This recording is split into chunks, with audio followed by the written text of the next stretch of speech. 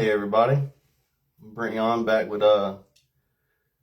episode number 5, CSRA Whitetails and More. Here this week with William Leedom, and we're gonna talk about some cool stuff around the area. And but first, I want to let y'all know, or to remind everybody that March 1st, the Augusta Wild Outdoor Expo is coming, and I want y'all to be able to be there. So mark it on your calendars. And also, I know I said something about sending stars before. It helps me out on, bringing you better content every week. And I recently realized that, once you click on the star, if you don't already have an account with Google or Facebook already, you're going to have to probably create one, or it gives you an option to like enter in your debit card information. So, I know it might take a minute or two, but it really helps me out if y'all would like to do that. So now I'm gonna try and get.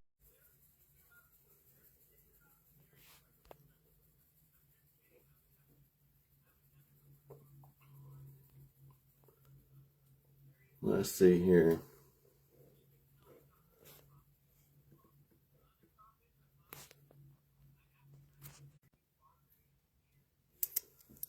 All right, let's see if I can get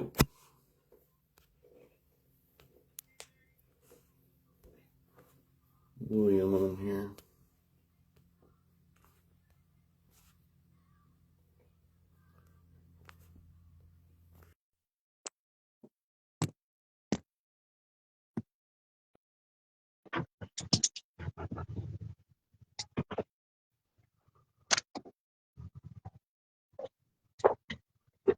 Should be joining.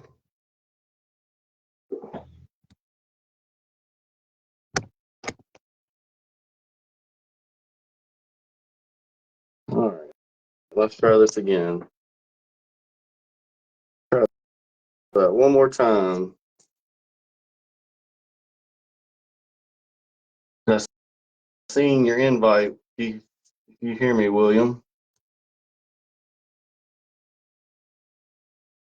Invite. All right, let's see if it works now.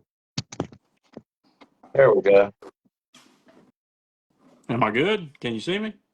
Yeah, I can see you. The only thing is you might have to switch your phone around. You're sideways. Well, I'm I am looking. sideways. Yeah. Hold on.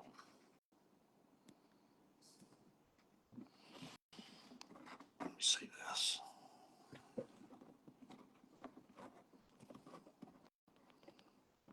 Let's see.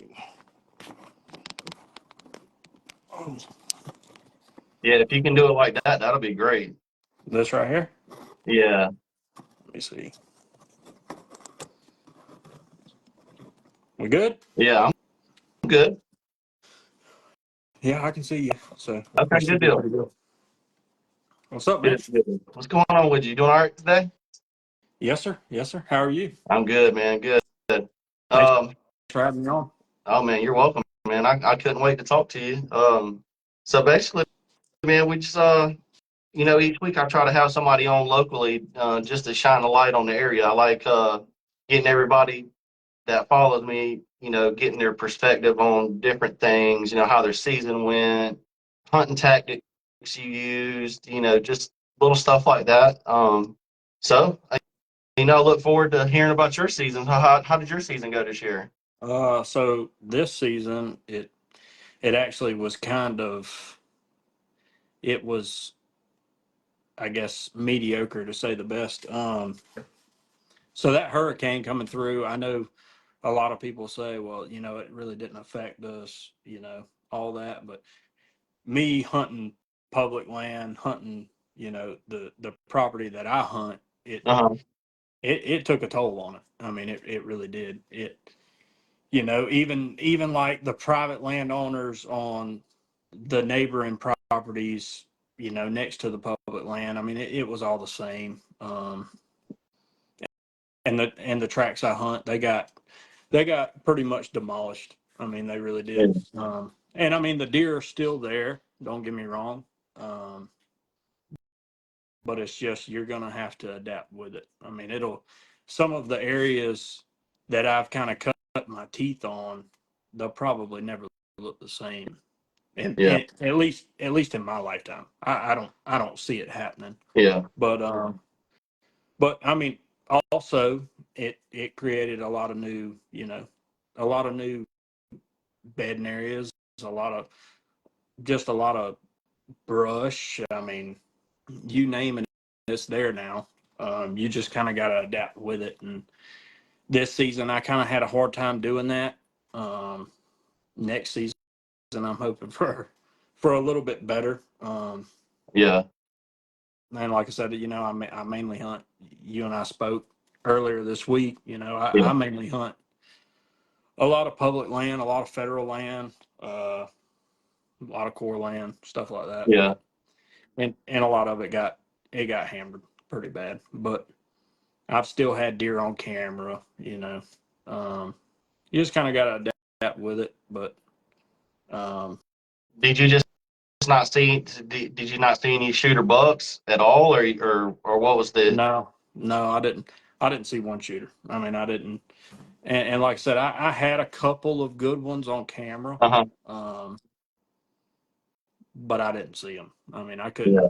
I couldn't really figure them out. I mean, some of the property I hunt didn't open after that hurricane until about Thanksgiving week. Yeah. So, um, and you and I both know. I mean, by Thanksgiving week, Oh man, it's hard. it's hard. It's hard. A lot of people say, it's the second rut around Thanksgiving, blah blah blah. I've never experienced no second rut. I haven't. I just Man. my best weeks of hunting are always muzzleloader week, and I think muzzleloader week is better than you know last week of October, first week of November. I think muzzleloader week around here is just, at least for the property that I've always hunted, Uh, muzzleloader week, dude. You got to be in the woods every day, every day. I mean, I agree with you. I think even adding bow season up to it. I mean, you're getting in the woods before everybody else, or I would say before the majority of people get in the woods That's right. and applying Yeah. pressure to them. So you're getting in there before they've seen some humans and smelled some Oh humans. yeah. Oh yeah. And especially like early bow season, dude. That when you can catch them still on their summer patterns when it's really really hot outside. I mean, those big bucks are still moving a lot in daylight. Yeah. Early bow season, and then once bow season kind of drags out, it kind of, at least from my perspective, they kind of, go towards that, mainly nocturnal stage or whatever. But Yeah. like I said, my bread and butter is muzzleloader week. Yeah. Muzzleloader week. A couple of these bucks on the wall behind me, it was muzzleloader week. Muzzleloader week, baby. There you go. I love that second weekend and that second weekend and that that whole week after that in October. I love it. I gotcha. So I know you sent me some nice deer, man, from past few years seasons. You've gotten some nice ones. I wanted to talk with you about like what's some of the strategies that you use to get some of them. Like, have you had success grunting or using certain scents or rattling or anything like that? so I, I mean I I, really don't I just do I bring that up because all the years I've done good with the grunting and scents, but man, rattling, I don't know. It's all I don't know. I ain't never held my mouth right or something on that. yeah, so scents I don't really do a whole lot of scents. But rattling and grunting, I've had a lot of luck. So I kind of do things a little bit different. Maybe they're old school, maybe they're not. But I actually learned from uh, an old man taught me this. He used to like his tow rope for his gun or his bow that he pulls up. Uh-huh. He used to tie rattling antlers on that tow rope, and he used to rattle from his climber.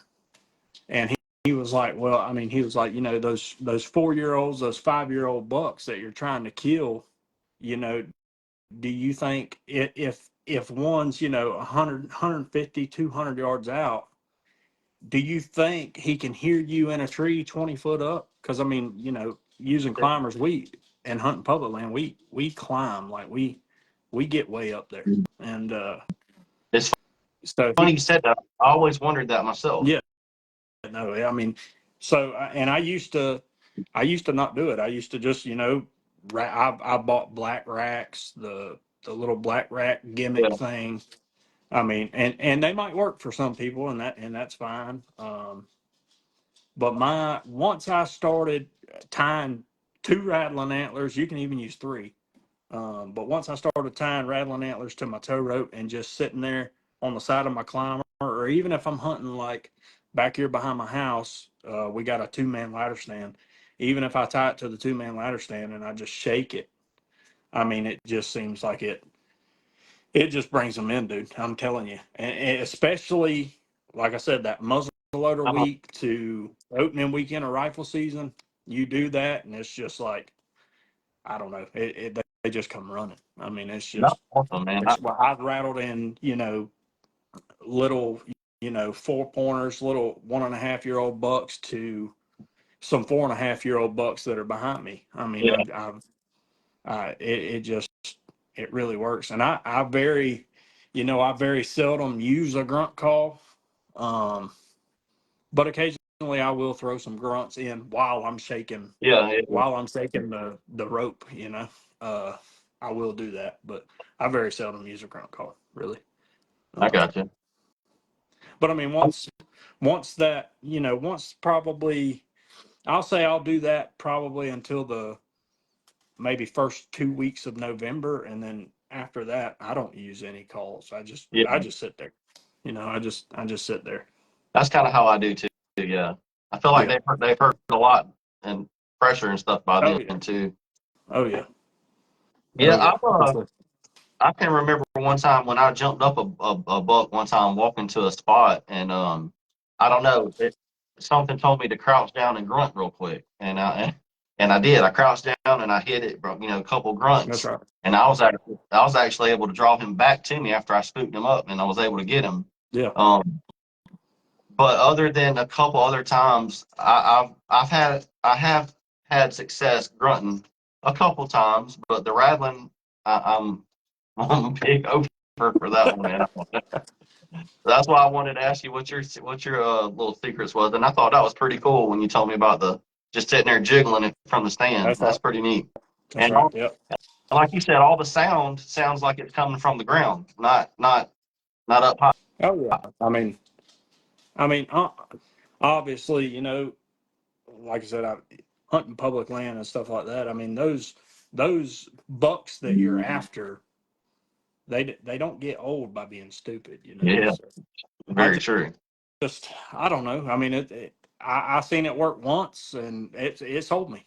So that's what I've stuck to for I don't know, probably 5 years now. Yeah, So that's what I do, and try it out, see yeah, see how it works for you. oh, I mean, exactly. like I said, Yeah, every piece of property is different. But all the public land and stuff I've hunted, they seem to react better to that than any other. and So, and I feel like that matters some too. Is it you got to have some good land too. You know what I mean? Like oh, absolutely, yeah, that buck to doe ratio I've always heard and means a lot. Like if yeah, you're in an area where there's not a lot of competition, where that's there's right. what I'm saying, like it's got to work out perfect for them bucks to be wanting to fight or come to the sound of other bucks fighting. Oh yeah, yeah, for sure, You know, for sure. I mean, really, the only way to tell, I mean, is to really go hunt it unless you have some kind of data to back that up. for sure. Kind of, It could I be mean, trail like, cameras or whatever the yeah, case. yeah, Yeah. yeah. I mean, they could do trail camera surveys or whatever it may be, Yeah. you know. Or But if you got your own little piece of property, you got two or three cameras out, spread out. You can oh yeah, figure out oh yeah, how many deer you got. You can do it on your own, property oh out. yeah. That's right. At least a good guess, I would think. Oh, for sure, for sure. And I mean, and then, like I said, then experience just going in there and hunting, Yeah. So, Seeing it firsthand. oh yeah, for sure. And then like,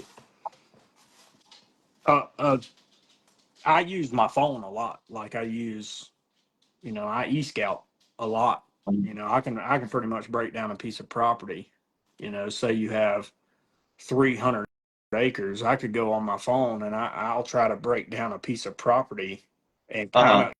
kind of eliminate, a couple hundred acres to one area, and I'll go in there and I'll scout. And I might not even scout first. I might go in there and I might have a pin saved on my phone, and I might just go in there and hunt. I Yeah. might just go in there and scout with a stand on my back. Yeah. You know, And then and set up somewhere. Yeah. I mean that's really you. I mean you get a good observation just doing that kind of stuff, at least on public land and stuff like that. Like I said, Yeah. I've never had really private land to hunt.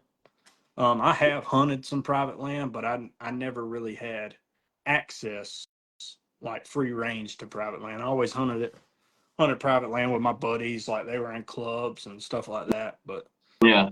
and, and I kind of grew up doing that, and it wasn't until I was old enough to drive that I the only way I could hunt by myself if I wanted to was to go hunt public land. So Yeah.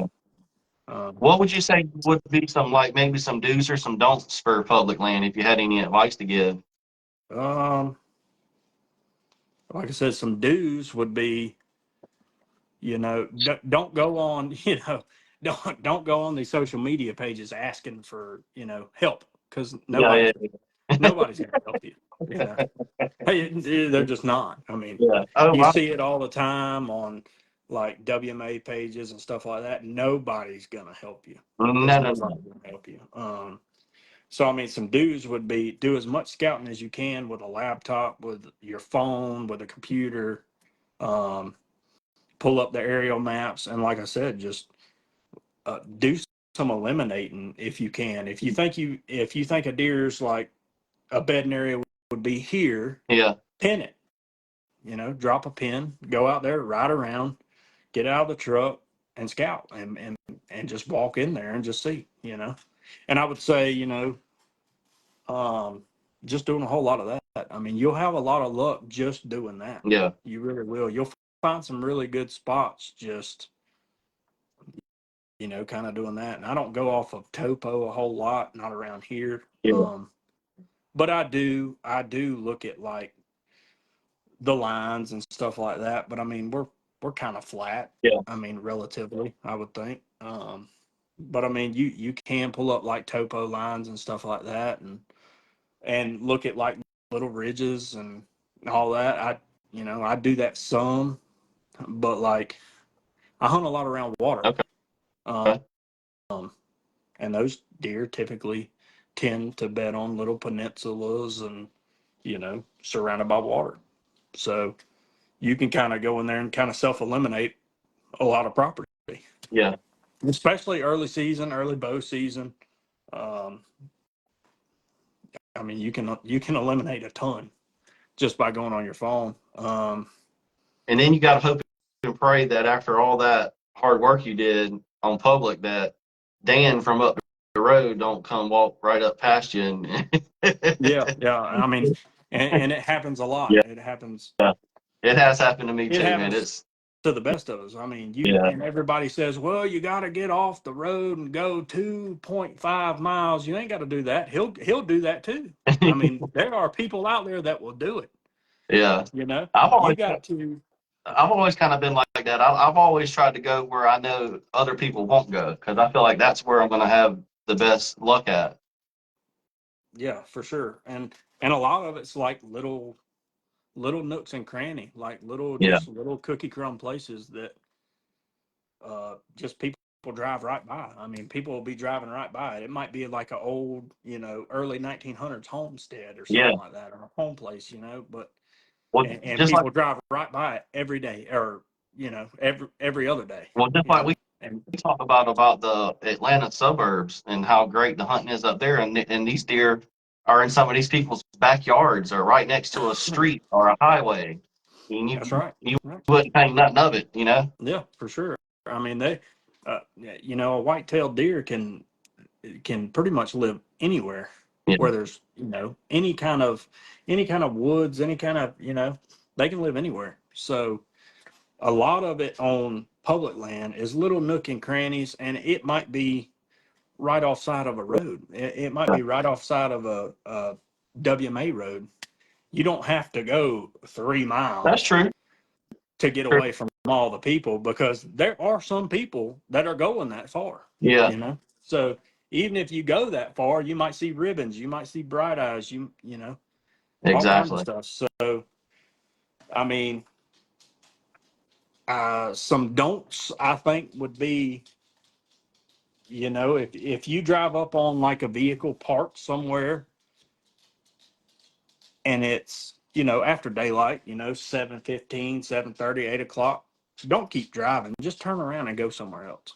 Yeah, You know, I've had a lot of that happen, and you know, a lot of people will probably be on my case about it and say, well, you know, it's public land, blah blah blah. Yeah, but it's also common courtesy to know, and common sense to know, if I'm parked right here and there's a road, I'm probably walking somewhere down that way exactly. that you're about to drive. And I don't know about So him, but I don't want to walk up on you, yeah, that's right. because Yeah, I don't know if the person I'm walking up on is if they're if they've been trained or treat a gun or whatever as well as I do. You know what I mean? That won't mistake me for a deer or something. You know what I mean? I don't. You that's don't right. know. You just don't Yeah, know. I mean, yeah, I mean, you don't know if they're, you know, like a hothead Yeah, or what they got going on. You know, I mean, and that's another thing. Yeah, exactly. So so I mean, that would be a don't. And like I said, another don't would be, um, I don't know, just kind of think like a deer would, you know, kind of yeah, think like a whatever kind of deer you want to hunt. You want to hunt a 4 year old, you want to hunt a 5.5 year old, you want to shoot meat. Think like a deer thinks, you know. yeah, that's true. Especially on public land, you got to Oh be yeah, smart or smarter on public land because they deal with a yeah, lot more. yeah, for sure. And like I said, I mean, you can do a lot of that with e-scouting too. I mean, you can kind of say, okay, I think a deer's bedding here. Well, I don't want to hunt this spot, or I don't want to walk in here. I don't even want to walk in here if the wind's blowing this way, if I think he's bedded right Yeah, here.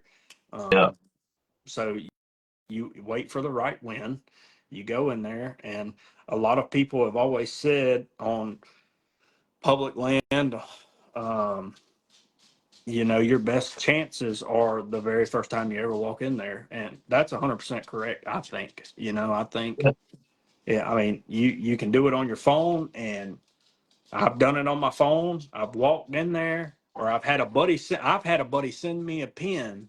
I've walked in that spot where he sent me the pin, and I shot that deer right there where he sent me the pin. Turn your camera over that way just a little bit. Oh yeah, that's a good one. Oh yeah. So, like I said, I mean, I do think, and I do agree that at least on public land, on high pressured areas, or even, you know, like private land, like hunting clubs Uh-huh. that you know are high pressured, I think your best bets are, you know, the first time you really go in there. I For really sure. do. But you gotta kind of have an idea of where they're bedded, you know, where you think they're going when they get up to bed, or when they get up from bed, um, and kind of hunt the wind, you know. So I don't use any kind of scent control. I don't use any of that. I don't use scent killer. I don't shower the morning before I go hunting, with all this scent killer. You know, I put Old Spice deodorant on, and I shower with Old Spice body wash. So all deer Yeah. season long. So you hunt the wind. I do try to eliminate as much of the odor off of my clothes as I can. Uh-huh. Um, they stay in the back of my truck all deer season long. They never come inside. The only time they come inside is to get washed. Yeah. Uh, you know, I change right there at the back of my truck in the woods when I'm getting out to go hunting. I But told one of the other guests I had on that, I've always just used stuff outside. Like when I got out the truck, I'd see some, little small pine trees, and I'd grab a few of the little green Yep. needles, and I'd rub them all over. Heck, Yep. I'd grab some dirt Yep.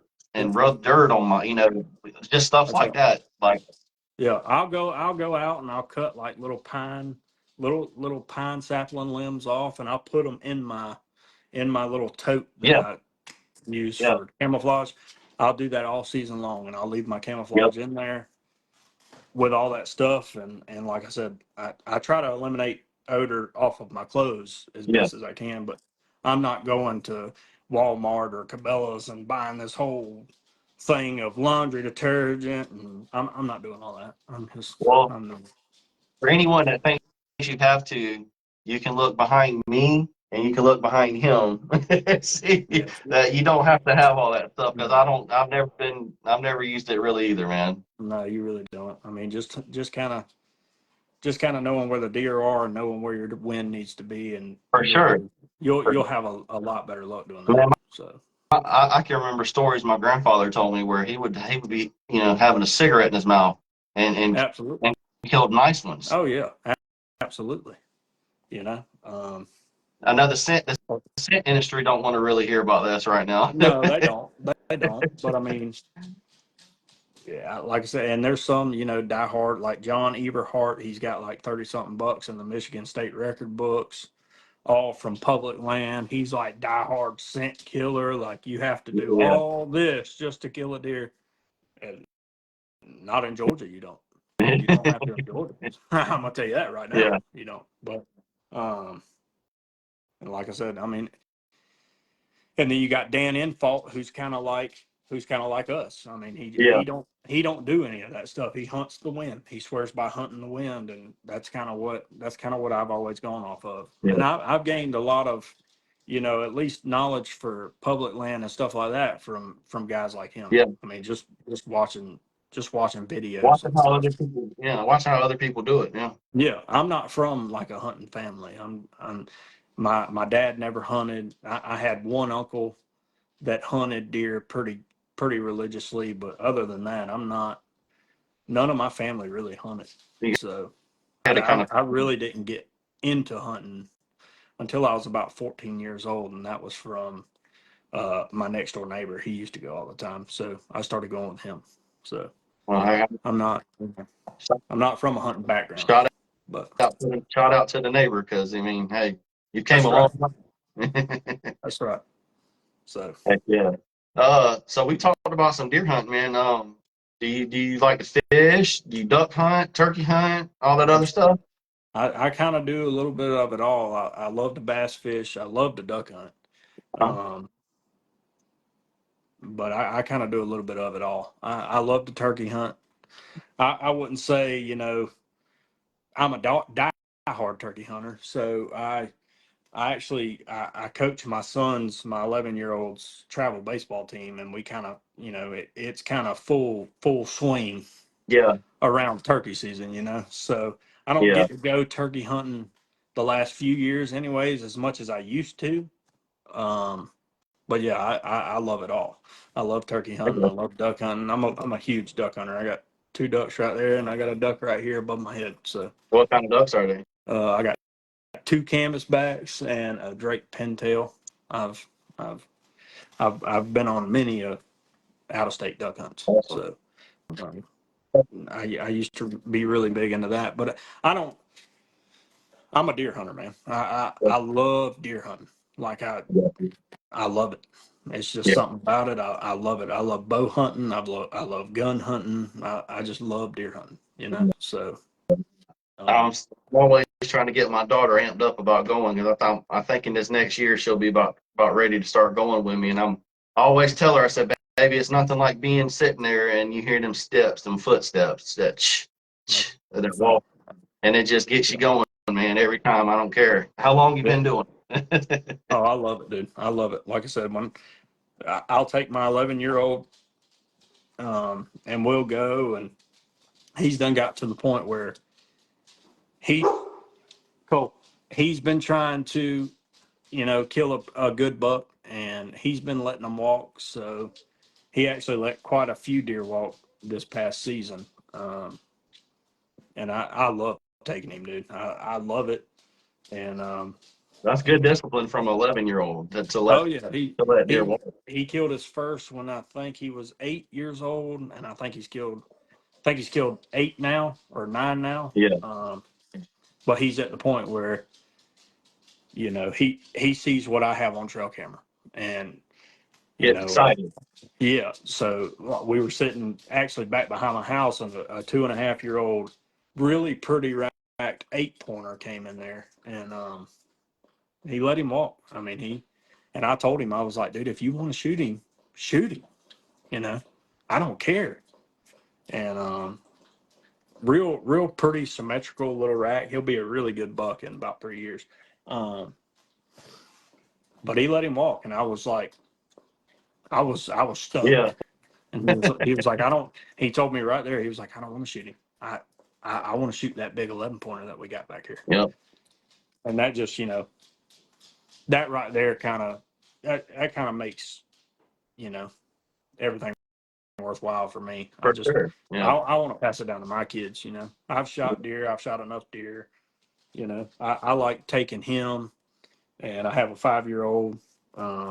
I can't wait till he's 8, 9 years old, and I can take him. So yep. That's the same way I feel. that's really what it's about for me. So Yeah, and I want to teach them all the ways of public land, because I mean I want them to kind of grow up the way I did, and kind of learn to be a woodsman more than just a deer hunter. yeah, So for sure. but like I said, that makes it worthwhile to me.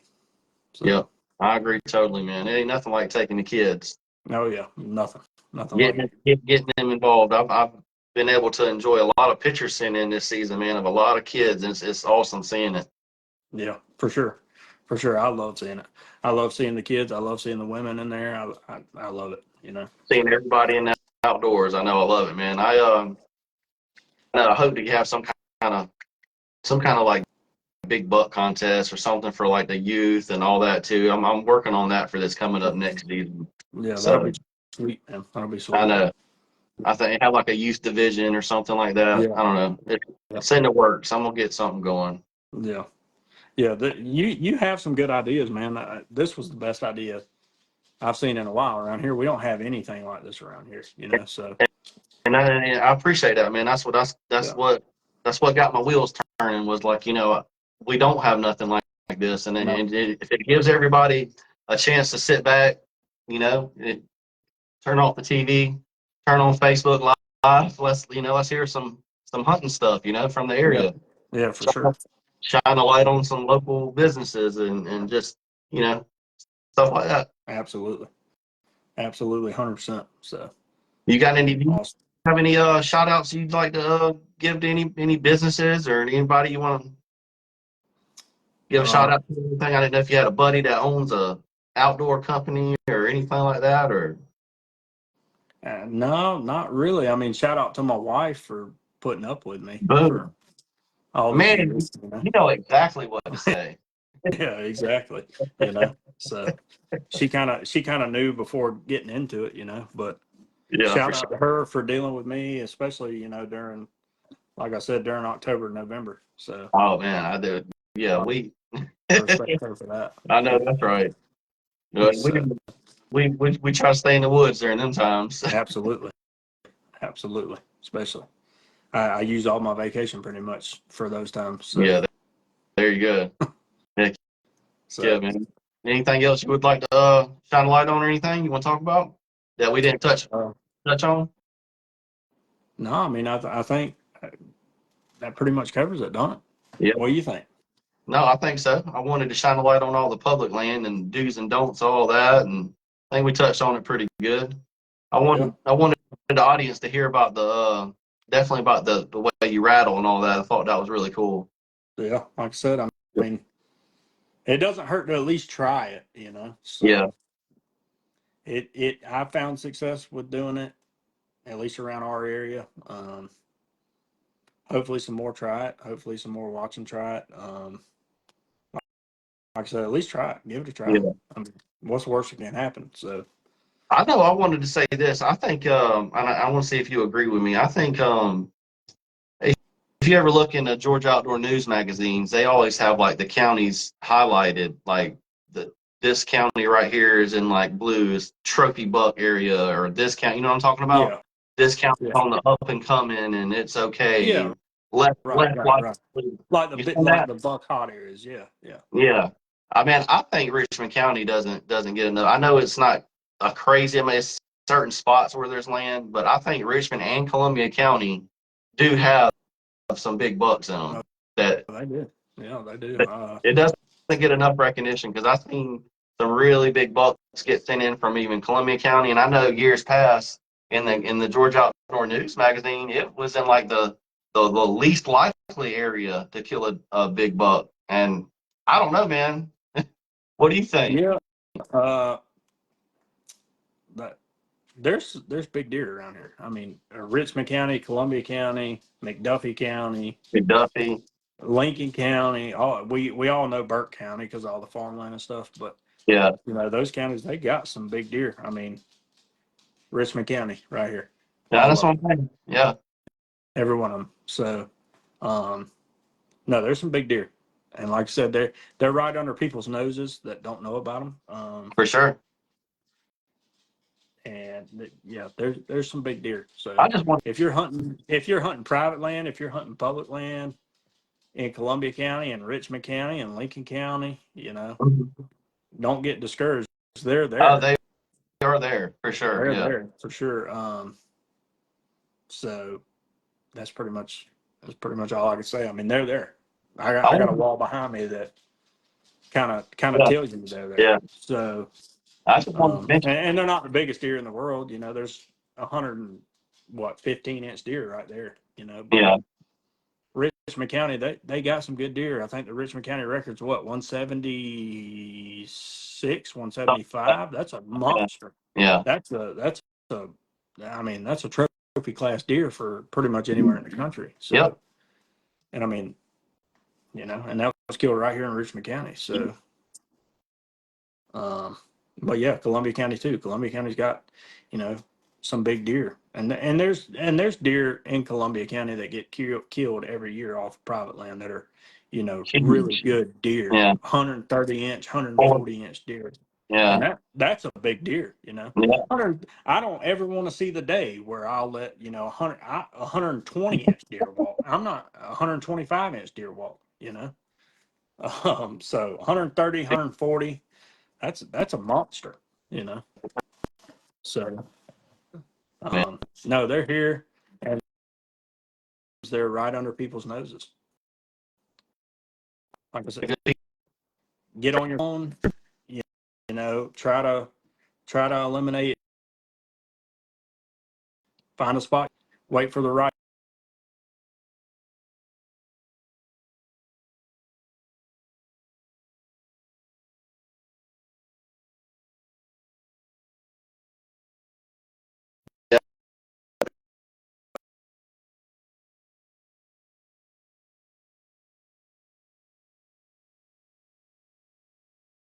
No. Can you hear me? Hello? Can you hear me, William? No. You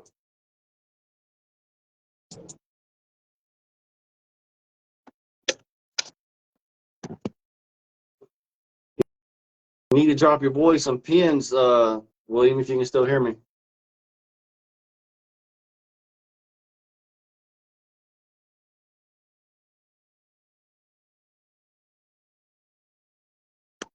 I'll give him another minute to get back on here.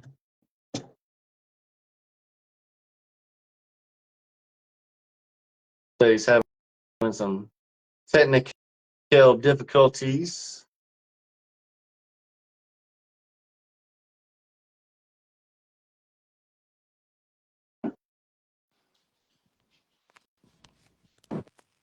Got some better signal. Can you hear me? I can hear you now. Can you see me? I can't see you, but I can hear you. I don't know what happened. Let me see.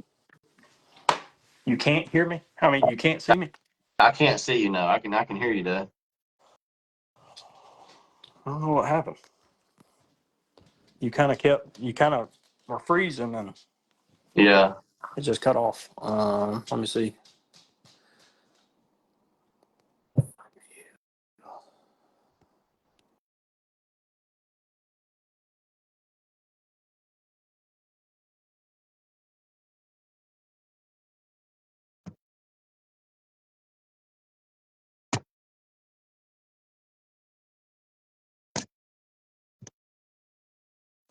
All right, I got you now. Got me? I got you. I don't know what's going on. Sorry about No, that. no, you're good, man. Hey, stuff happens. But no, man, I was funny. I was about to get ready to finish up anyway. Then all that happened, but I didn't want to end it without saying bye. And I appreciate you coming on and all that. Yes, sir. Like I said, thanks for having me. And I think what you're trying to start up is awesome, dude. I think, this area really needs something like that. So Well, I think, appreciate I think it's awesome. I appreciate those kind of words, brother, and appreciate your support. And we'll talk again soon, man. And keep, hey, you get a turkey, some fish, duck, send them to me. I'd love to share your Yes, pictures. sir. I'll do it, man. I'll do it. So keep doing your thing. And like I said, I appreciate you having me on. So, Yes, sir. Well, all right, man. I'll talk to you soon, brother. I appreciate it. all right, man. We'll see you Later, man. later. All right, everybody. Well, that's it for this week. I appreciate y'all watching, and make sure to come back next week. We'll have another great guest on, and like I said, I know it may be aggravating for a couple of minutes, but it really helps me out if you try and send me some stars on the video, even if you're watching it later on. Probably just takes a couple minutes, add in some debit card information, and also just I appreciate y'all watching and support me. I hope to bring, you know, insight and ideas and lots of great hunting stories and fishing stories every week for y'all to listen to. Thank you. See y'all next week.